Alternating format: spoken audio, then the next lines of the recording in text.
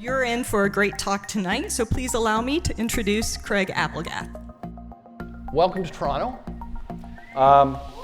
It's a really miserable winter here right now. Usually it's snowing at this time, but this thing called climate change, I think, is evidencing itself for you these few days.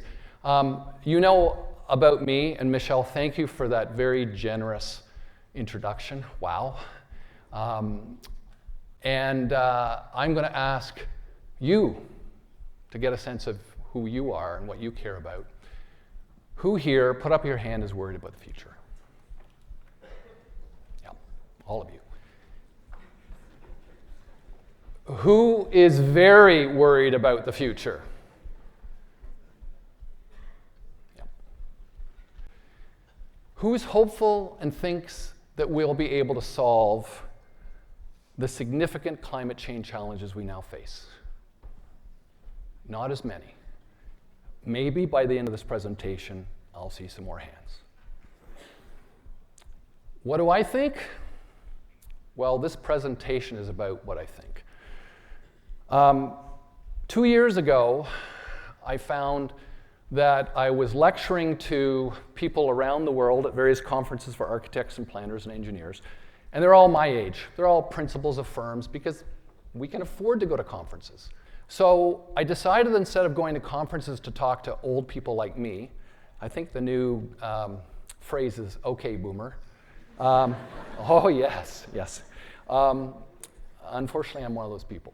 I decided to do a podcast called 21st Century Imperative to interview people that I thought were making a really, really key contribution to understanding what we could do to reduce harm, reduce greenhouse gas emissions and so forth, adapt to the impacts of the harm we were causing, climate change impacts, and then possibly regenerate and repair the damage we've done. So if you want to check some of those out, I don't talk a lot. I ask questions of my guests to talk about what they're doing, and they're very interesting. And tonight I'm going to present some of the ideas that I've learned from that, and then maybe give you some ideas about what you might do in your own practice. So what is our current situation? I'm going to run through this really fast because I think you're all familiar with it, but I want to just give us a context for this presentation and remind you of what's going on. Clearly, there's increasing CO2 concentrations in the atmosphere right now. They're going up. They're not leveling out right now. They're continuing to rise. Right now, CO2 is at 408 parts per million. When I started giving presentations about 10 years ago, it was 387, and that was high.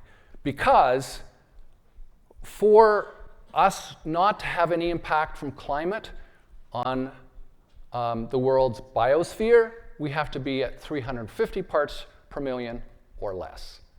That's a long way to get back down to. There's also, and this is not so commonly understood, but you guys that are tuned in probably know about this, there's increasing CH4, methane concentrations in the atmosphere. And both these things, and methane, by the way, is 100 times more insulative, or creating the climate change warming effect, than CO2 is. So it's even more of an impact on climate change warming than CO2. Increasing global temperatures, obviously, is a result from this. And in 2016, it was the hottest year on record, and every year since has been just as hot. So what are the impacts? Well, some of the impacts we're seeing around the world, depending on where it is increased wildfires in areas that are drying out because of climate change, because of precipitation decreasing. Or, Toronto, more flash flood events because there's greater amounts of moisture in the atmosphere and greater precipitation. There's also more frequent and intense hurricanes, and the range of those hurricanes, witness Sandy, is increasing as well. More frequent tornadoes for those of you from the West, and a shifting polar vortex. So when you hear certain voices, mostly boomers, say something like, well, it's getting colder in the winter and snowier in the winter, so how could climate be warming up? Well, that's because the polar vortex, which is the wind that moves around the Arctic, is being shifted by the warming Arctic, and the cold Arctic winds are being deflected down through Canada, which is cold, into the United States. So more snow, more cold in the winters in the future. Weird. More frequent snowstorms as a result of that, and more frequent ice storms. Wow.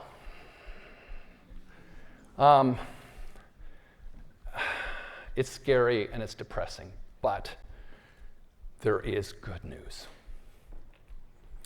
We have all the technology and all the knowledge we need to solve this problem. Right now, as Mark Jacobson, professor of civil engineering and environmental engineering at Stanford says, right now we have about 90% or 95% of the technology we need.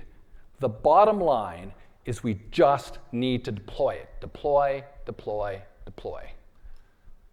I think there's actually a chance we can do this. Here's why. We have all the tools we need to deal with the climate change causes. All the tools we need now. There's no excuse for us not to be able to do this. We've got everything we need. We've got PV, photovoltaics, that are below net parity. And what net parity means is the cost of producing electricity at the cost of burning coal. PV is now, in most places in Canada and the United States, below net parity. Wind is the same. The electrification of cars and trucks around the world has started in earnest. We have all the technology to do that. It's just a question of production.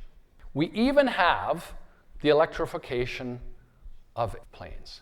It's in its infancy, but we're moving in that direction.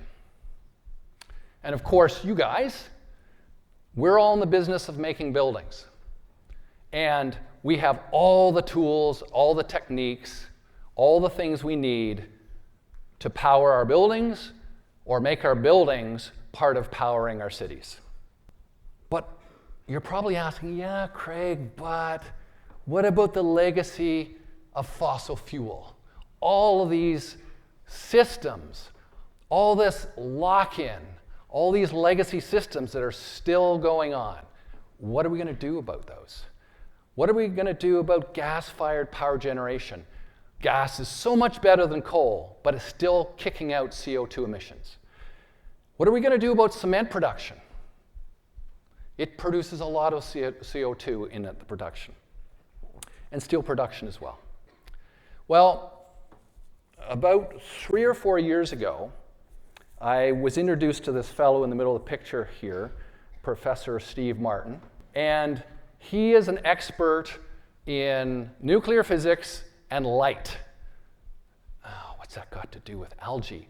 Well, he came up with the bright idea of sticking high-intensity LED lights in water and introducing pond scum, algae, and then pumping CO2 emissions through the tank. And guess what? Algae love CO2. Algae eat CO2. CO2 is their food. Light helps them digest CO2 and NOx and SOx as well.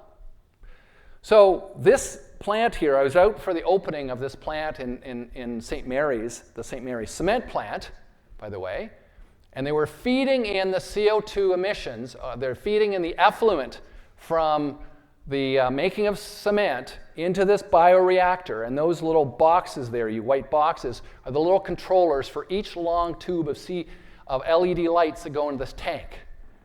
And what this tank produces is this guck here. This green goo is algae, concentrated algae. Okay, so we take this algae out of these tanks. Well, what that's done is it's taken the CO2 out of that cement emissions and has turned it into algae. Guess what? You don't need subsidies to do this. Algae is very valuable. Algae can be used for many different things. Algae can be used for feedstocks for animals. Algae can be used for making nutraceuticals and makeups and drugs. Algae also can be put back into a closed-loop system and burned as a biofuel. basically, we can take all the CO2 out of any sort of fossil fuel emissions. Remember, algae is what makes oil and coal, one of the things. When it died millions of years ago, hundreds of millions of years ago, it was compressed, it turned into oil. So it's getting back its nutrients from its little forebears. Anyway, so we have this now, and I was able to attend the sod turning for Pond, hooking up with a district energy association or a district energy company in Markham, Ontario, just north of here. And district energy is, as you know, what takes in natural gas or coal or whatever and turns it into heat and power to power a community. Well, now they can do that without producing any CO2. And they're taking that technology around the world. So this isn't commonly known. It's too bad. If you do nothing else, tell people about this, even though they go, what? No, that can't be. But look into it, because this is what's going to solve the legacy CO2 problem. Okay, second thing is, we've done this before. Not you and not me, but my parents' generation did this. Now, I don't know if you guys read history, but back in 1941, Britain was on its knees. The Battle of Britain had just happened. The Germans were probably going to win if they invaded Britain, most likely. And Churchill tried to convince President Roosevelt, the president at the time, to come into the war. But as you know, there's a certain segment of the United States that is right-leaning, right? And that same segment was against the United States joining the Allies in the Second World War. But Roosevelt knew that he had to help Britain in order to maintain democracy in the Western world. So what he did was created a program called Arsenal Democracy. And he called up the CEOs, the owners of the car plants in Detroit, and he said, how many tanks are you making right now? And they said, none. How many troop carriers are you making now? And they said, 1 or 2. What about Jeeps and stuff? Well, a few. Good. Well, within a year, you're going to be making thousands of tanks and cars, Jeeps. We're rolling off the assembly lines, as were aircraft. The United States became the arsenal for the free world in defending itself against Nazi Germany. And this happened in 2 years. 2 years. Think if these airplanes were making, instead of propellers to propel bombers, they were producing propellers for wind towers. And think about producing plants that would produce PV for deploying all over North America and Europe. It's estimated that 1% of the overall area of the United States would be required to power the United States using PV. Do you know what 1% is? It's the same area as all the roads in the USA. Well, they built the whole road system, the whole highway system, in the 50s and 60s in like a decade. We can do it. But, and it's a really big but, we only have 10 years to do it. That's up to you guys, right? 10 years. You've got 10 years, and all that licensure stuff you just heard about, it's all going to be for naught unless we can do it in 10 years.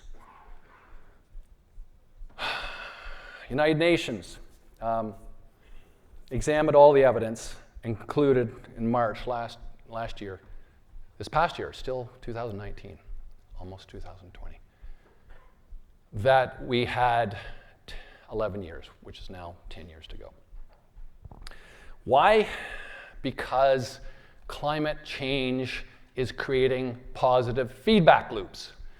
And Unfortunately, the word positive isn't so positive here.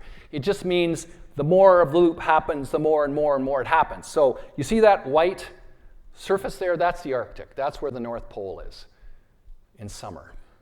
Now, that area of ice floating at the top of the world is decreasing in size because of climate change, atmospheric warming, and ocean warming. And what that means is, as it decreases in size, more blue ocean appears, and blue ocean attracts and retains the heat from sun's rays, whereas it's white because it's bouncing light off of it. So as the ice melts, more heating happens in the ocean and the atmosphere, and more ice melts. Positive feedback loop. So that increases the actual warming of the planet. But here's the scary thing. This is what absolutely scares the crap out of me. And that is Arctic tundra releasing methane, CH4. The Arctic tundra, and I spent a year as a co-op student up in Iqaluit, Frobisher Bay then. And we had designed the buildings to sit on permafrost because that meant the ground was permanently frozen all year round. Well, it's not anymore. The permafrost is melting. And what is a permafrost? It's one giant, big, gooey swamp. And what's in swamps? It's bacteria producing methane. So as the permafrost melts and as the tundra melts, it releases methane. And methane is 100 times more insulative, as I said, than CO2. Feedback loop, positive feedback loop that's very negative. Again, we have all the tools we need to deal with the things that are producing greenhouse gases. We've got the technology, we just have to deploy it. We've done it before. If we have the will, if we can convince our politicians, and by the way, that's one of your jobs, is to convince your politicians that this is important. But we only have 10 years, at most, maybe less. So, good news, bad news, but I think good news. At least we can do it. It's not hopeless. So how can you contribute? What can you do? You're not politicians. You can't call up Ford or GM and tell them to start producing all this stuff. What can you do? So let's go back to the 21st century imperative. And the 21st century imperative is basically that this is what we've got to do in the 21st century. And by the way, we've got to do it the first 10 years of the 21st century. We've got to reduce the harm. And we've got to, at the same time, figure out how to adapt to the harm we've already caused the planet because it's starting to bite. And then, maybe after we've done that 10 years of stopping the damage we're causing, is repair and regenerate. That's what you guys should think about doing in how you design buildings, how you plan buildings, how you act as an architect in the world. So, I think there are 7 key things you can do as an architect to meet the challenges of the 21st century imperative.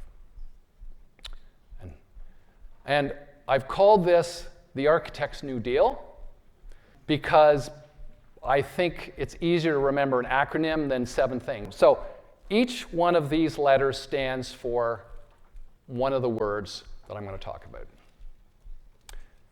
N is for natural systems. Natural systems. What am I talking about? Well, when I was in your shoes, climate was not even being talked about. Climate was just something that you were in. Your buildings were always going to be in the same climate, as far as we knew, forever. It was a given. It was a norm. There was winter and there's summer and spring and fall, but the climate that existed in was constant. It's changing. And as a result, the buildings that you design in that system have to respond to that change. But climate change is also changing ecology. For example, the zones for plants is changing. It's actually changed about a half a zone in the last 10 years. That means that things you would have planted and worked with your landscape architects on collaboratively are going to be different. Like, how do you plan for 10 years from now when things are going to be warmer or drier or wetter? That's not something we thought about. You have to think about it. Climate changing as well as ecology changing. And all the impacts that your buildings are going to have to deal with. And geography. Geography's constant. Well, maybe not if there are floods that erode things, and the geography will impact what you can do with those new plant species that you may be wanting to plant. So start to think about natural systems being something in flux and changing, and your buildings are going to have to respond to them. Energy systems. Okay, you guys probably have heard lots and lots about energy systems and how to reduce energy. We can't efficiency-ize our way to zero carbon. What we can do, though, is we can plan our buildings to be zero carbon buildings and plan the systems that we incorporate into those buildings to accomplish that. So this is one of my favorite dialogue buildings. I didn't design it. One of my partners did. But this is a library in Calgary. And we were tasked, as we're tasked with actually most of our projects now in the institutional world, with having a zero carbon building. So this building had to produce all of its own energy. And one of the ways it did that, you can see the solar array on the roof, right? But you can also see those black panels in the facade. And those are PV that have been elegantly integrated to make a really lovely composition. So I think there's opportunity here to actually make beautiful buildings. Like architects, you didn't go into this to save the world. You went in to make beautiful buildings, right? Hands up, who went in to make beautiful buildings? Right? Yeah, right? That's why I went into it. But now we have to make beautiful buildings that also incorporate zero carbon energy systems. There's various ways that you can integrate PV into your buildings. Start to become familiar with them. This is one by Morgan Solar here in Toronto that we're collaborating with. This is a tracking system in a double facade. It tracks the sun, very highly efficient, although there you can see the translucent panels allows light through, cool. This is really neat, another Morgan Solar thing. By the way, I'm not getting paid by Morgan Solar. I just think they're doing really cool shit. But integrated PV into the Venetian blinds. Those little strips there, the Venetian blinds reflect the light. There's a little sort of parabolic shape there into the center of the blind, and it collects light. So you can actually do that in existing buildings. So all of the mechanical engineers you deal with and collaborate with probably now are going to say, well, we're going to put in gas boilers. And no. In future, they may do it now. The client may make you do it now. But make damn sure that your buildings have the electrical capacity to power electric boilers for heat and heat pumps for cool and heat and moving heat around your buildings. Because in some places your building is going to be warm, take the heat from there, right, and put it where it's cold, and in some places it will be cooler, you can move it around, as well as ground source. And then power over Ethernet. You guys experienced this yet? Anyone using this? No? So the little Ethernet cables that just plugged into your computer network, they'll be carrying power as well in the future to power lights, security systems. Everything's going to be connected. And power, because most of the building power we have here could all be running on 12 or 24 volts and running over these lines. So having that as a tool would be very important for you to understand. Wood. Oh, it's such a wonderful material to work with. This is an image of our student union building in UBC, University of British Columbia. And wood is so lovely because our biophilic needs, our instincts to be in the natural world are to a certain extent fulfilled by being in wood buildings. And the other really interesting thing and important thing about wood is it sequesters carbon. 1 cubic meter, that's like 1 cubic yard in American, and a bit, of wood is equal to 1 metric ton of CO2 sequestered. So think about that. Why is that important? Because if we can create a supply line to make mass timber buildings that use cross-laminated timber and glue posts and beams and parallel strand lumber and so forth. If we can do that, then what we're going to do is suck the carbon out of sustainably harvested forests, not clear-cut forests, sustainably harvested, make sure it's sustainable or this is pointless, and put it into buildings. And the reason you want to store it in buildings is because then you can get a supply chain and planting of more trees and the sustainable management of forests that will help bring the CO2 content down out of the atmosphere. And building with mass timber makes for absolutely gorgeous buildings. This is a building I'm working on right now. This I'm very proud of because it was so much fun to collaborate with the team doing. And what makes it so wonderful is the lovely wood. We had to design in 9 hertz instead of 6 hertz, and it makes for these huge columns and beams that are just so like being in the ship. Here's a couple pictures of it. I couldn't resist. I'm an architect. Density. Okay, a lot of people have this misconception that cities produce so much CO2 and they're dirty. And if you look at the amount, the absolute total amount of CO2 coming out of cities, it's way more than the surrounding countryside. But that's not the point. The point is that cities consume 1/3 the energy per capita, per person, that is, of the suburbs, even less than the surrounding region. Here's a good GIS map. This is Greater Toronto Area here on this map. And you probably can't read the little legend there, but the orange is very, very high emissions of carbon per capita. It's like 10 to 13 tons per person. Whereas the dark green is 3 to 4 tons. Look where the dark green is. You're right down in the dark green right now, where we are right here. Well, it stands to reason, doesn't it? Down here, there's smaller houses, smaller apartments. You can walk to work. You can walk to the store. You don't have to drive a car to get milk. You don't have to drive to school. You walk to school. You don't have to expend as much CO2 to live. So cities are very, very important because of their density. So keep that in mind. Density is good. So the next question is, how do we make good density? And there's a real debate going on around the world about how to make good density. Someone once quipped that it's not how dense you make it, it's how you make it dense. And I think that's worth keeping in mind.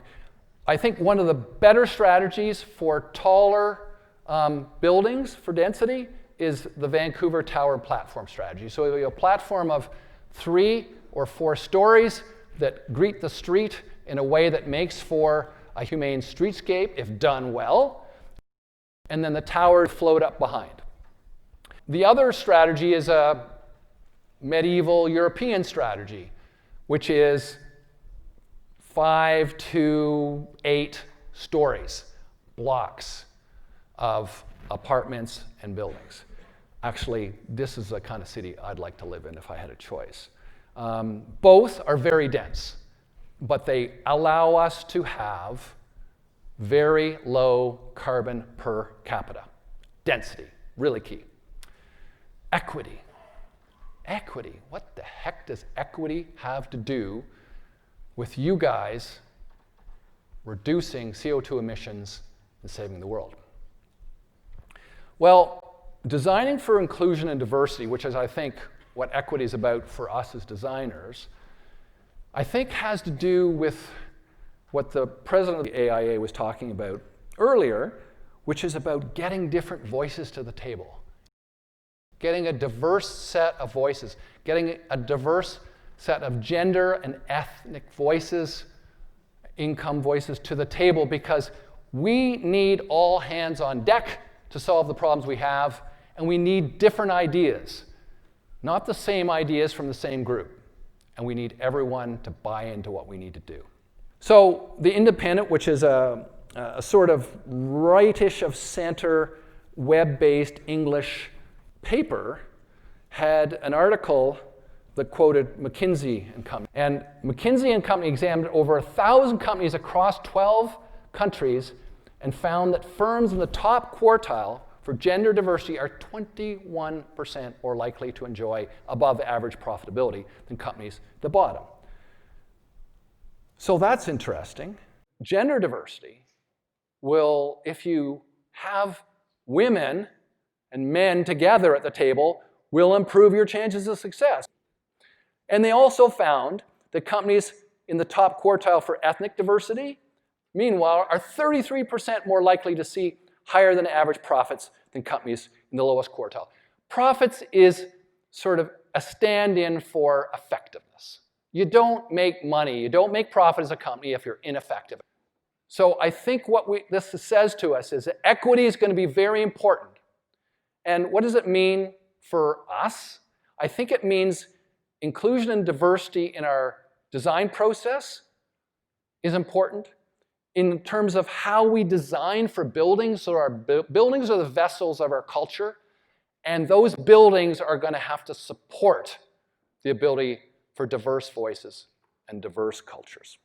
And form, I think what we like to do, make beautiful buildings, that beauty, those compositions, that what we design is going to have appropriate cultural expression that's meaningful and engages all of the people in the community. Adaptation. Well, climate change is starting to bite. This is a picture of the Morgan Chase building after Hurricane Ike in 2009. Look at all the windows punched out by the storm. Think about more and more hurricanes happening with greater and greater force and more cities. So this is what you're going to have to be designing for. Now, there's all sorts of ways to do it, sort of all sorts of ways to protect your buildings. For example, this is a prototype that we were designing in the Toronto studio that also did more than just protect the building from being punctured by flying debris in a hurricane. It provided these screens that you could grow green stuff on, green vines, plants, and so forth. So that would actually help cool the building. And also it's biophilic, like human beings like this stuff. It's good. So it's a screen, it's biophilic, cools the building. That's one approach. I think we have to look at adaptation not just from a protective point of view. Resilience is not just, or is not only about protecting our cities and our buildings. It's also about adapting to the realities of constantly being hit by the impacts of climate change.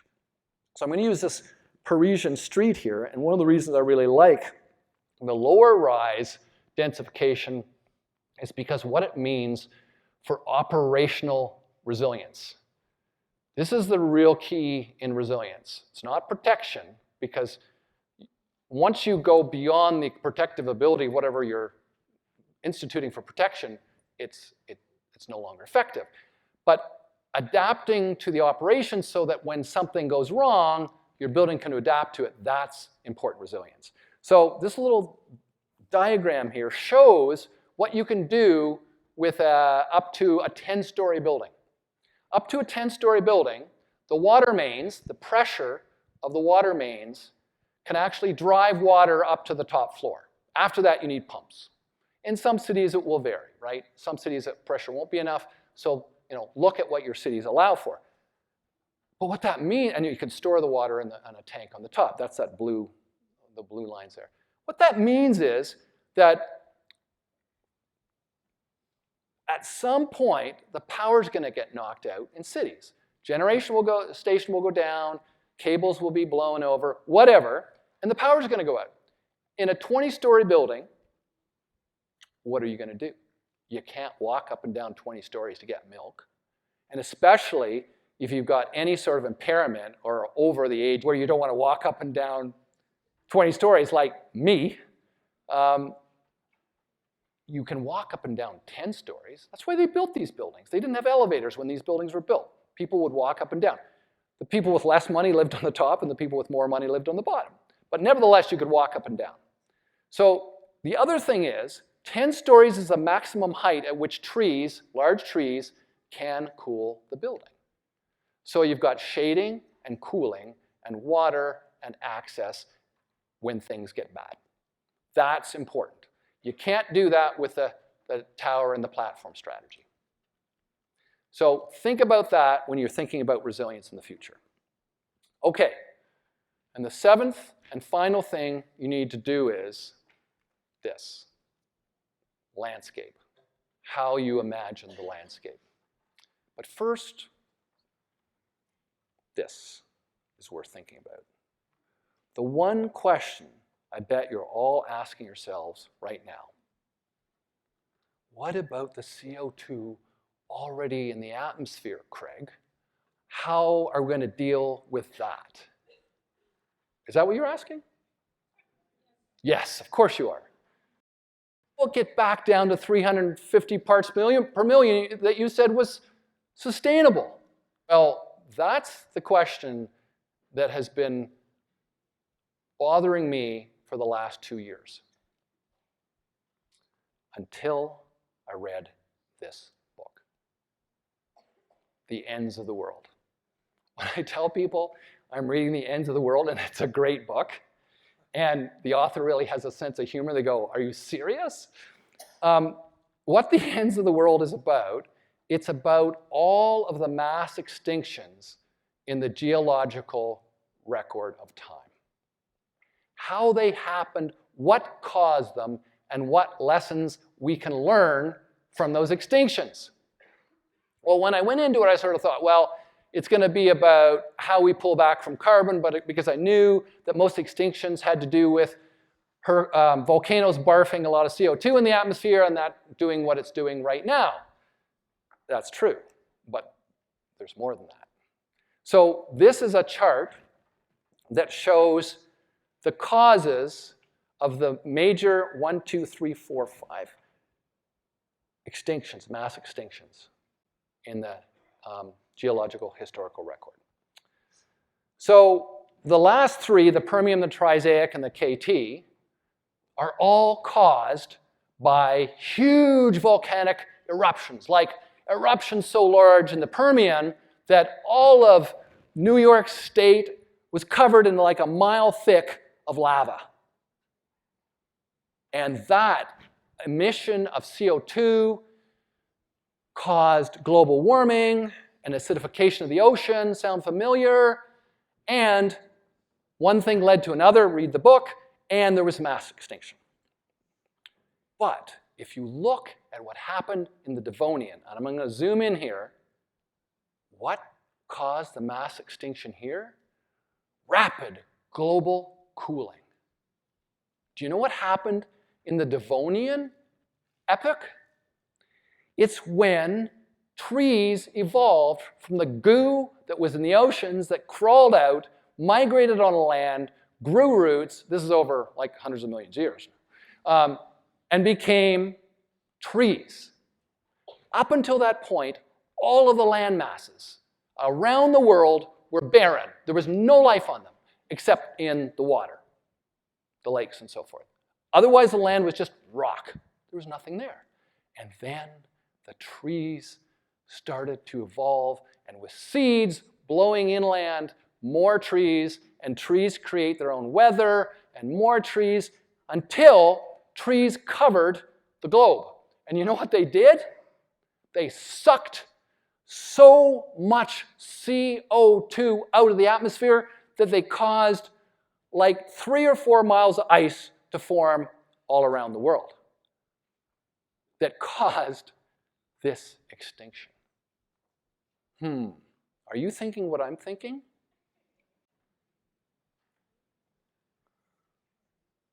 I read this and I went, holy shit, this is phenomenal.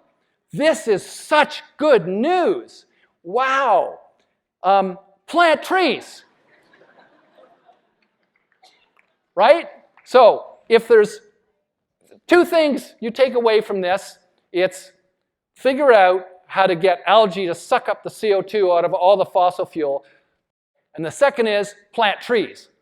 Your responsibility is make sure your buildings have lots of trees around them. As I was reading this book, this article came out on the internet. The Crowther Lab, inspired by nature, driven by science. published an article in Science magazine. And the Science magazine is the organ of the AAAS, the American Association for the Advancement of Science. And what the journal article said was, there is enough room. He measured, he got all his graduate students to measure through GIS imaging around the world. There was enough room in the world's existing parks, forests, and abandoned land to plant 1.2 trillion additional trees. That's not on farms, that's not in cities, that's not on roads, that's not in anywhere that we occupy as humans and need. And that doesn't count all of the farm grazing land that could have trees planted on them and still have animals grazing on them. So, which would have the CO2 storage capacity to cancel out a decade of carbon dioxide emissions. Oh, that's cool. So, we have to do two things. We have to gear up our economy to produce all the PV and wind and renewable energy required to power the world, and then it's also plant trees to suck the existing carbon out of the atmosphere. By the way, that's why mass timber is so freaking important, because what we want is a healthy, sustainable forest industry that plants trees, cuts trees sustainably so it doesn't allow the carbon to come out of the forest floor, and that's a long story. But nevertheless, sustainably harvested into buildings, we want that cycle to occur so there's an economy to do that. There's a reason to do that. Plant lots of trees. And that means looking at your building sites, and even in little courtyards where there's no space, figure it out, plant some trees. I mean, it may just be one, but every single one counts. Remember, one tree is about a couple of cubic meters of wood. So a couple of tons of CO2. And then ecologically integrated urban design. I mean, a lot of you architects are going to be involved in urban design as well as building design. And I think you have to start thinking about the streets. This is what typical little small town Ontario looks like, which we were helping to do a master plan. And this is what we said they should be thinking about.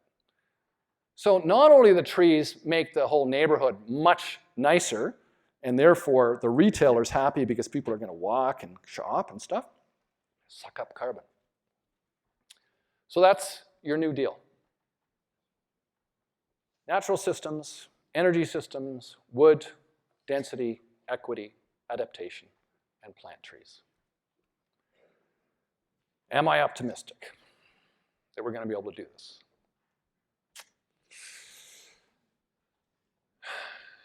When I was your age, when I was just an intern architect, 1989.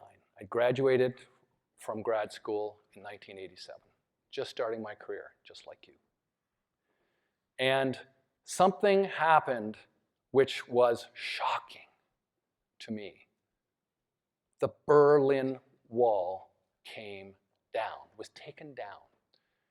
Not the fact that the wall came down was so important, but the fact that in my mind, and a lot of people in North America's mind, Soviet Union was going to be there forever.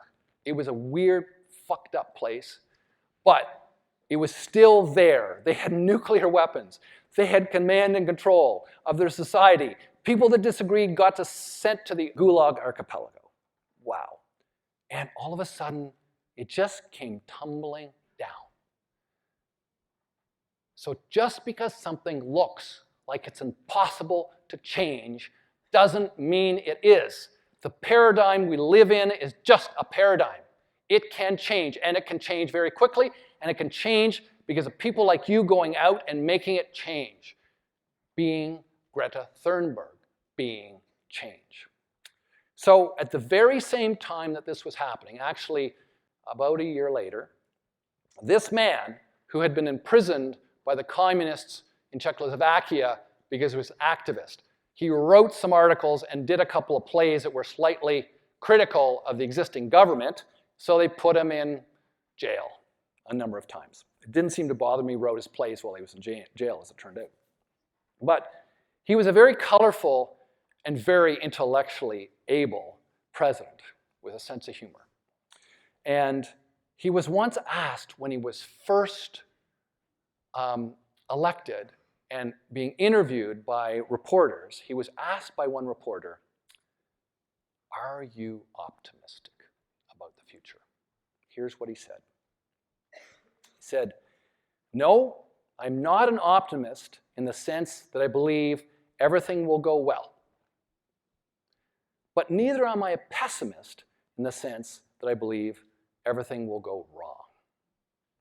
I am hopeful, for without hope, there will be no progress. Hope is as important as life itself."